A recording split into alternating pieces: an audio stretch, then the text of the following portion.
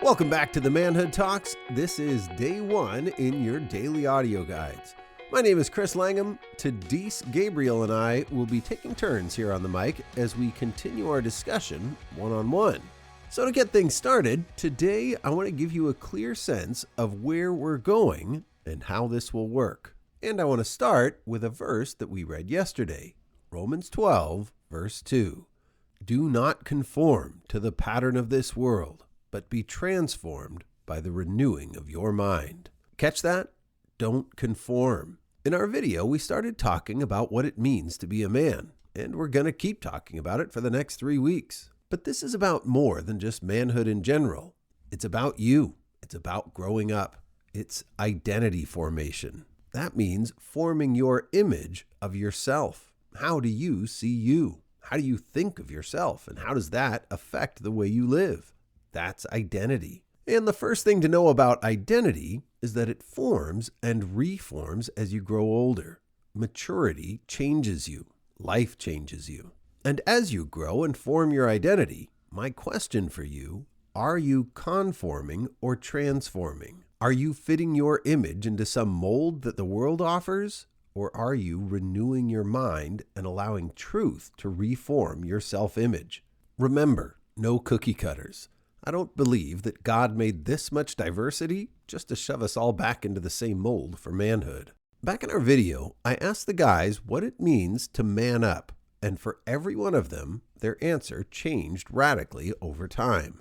Doing something stupid became doing what's right. Demanding respect became taking responsibility. For every one of the men, a transformation happened that changed how we see manhood and how we see ourselves. You'll hear some of our stories as we go on, and they're powerful. How does a young man with no fatherly guidance become an outstanding dad and respected father figure for dozens of kids? That's identity transformation. When you see yourself different, you live different.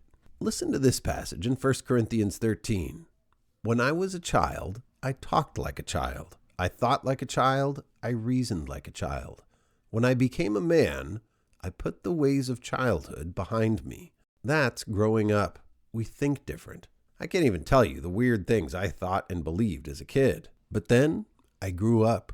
Now don't get me wrong. There's still a goofball kid in me. But who I am is a man. I can be childlike, but not childish. As you grow, your identity is formed by lots of things. Voices come at you every day telling you who you are and who you should be. Friends, teachers, coaches, media. And you have to decide who to believe. Our goal in this series is to help you believe the right voices. And the most important voice we want you to hear is your Maker. How does He see you? And what is He calling you to become? That's why we're opening the Bible. And if you think the Bible is just going to give you one more cookie cutter mold to fit in, think again. This week we'll open Genesis to see what our Maker had in mind when He first made us. And we'll find out what happened to mess that all up. As we go, we're going to talk about 4 pillars of manhood that we saw in 1 Corinthians 16 and that we'll see again in Genesis. So let's start there today with faith, strength, courage, and love. Those 4 are crucial, but here's the big question. How do you define them? Is faith just believing something unbelievable, or is it trusting in what's true? Is strength the ability to dominate an opponent or the ability to control yourself? Is courage doing something dangerous to impress someone, or is it doing the right thing, even if no one's impressed? And is love a feeling that drives you or the actions you take, no matter how you feel? As we transform the way we see ourselves, we're also going to transform how we define some of our key characteristics. So for today, a simple task for you. First, read today's verses in 1 Corinthians 16 and Romans 12.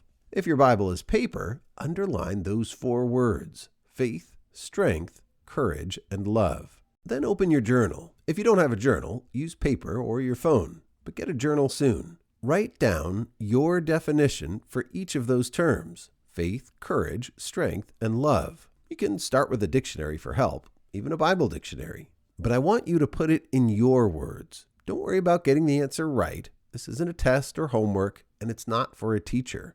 It's for you. right for you. Remember that you will only get out of this experience as much as you put into it. So right here at the start, make a commitment. Invest in this process. And right now, grab your Bible and your journal and get to it. And we'll see you back here next time. Join us next time as we continue the journey, one chapter at a time. And remember, faith comes by hearing, and hearing through the Word.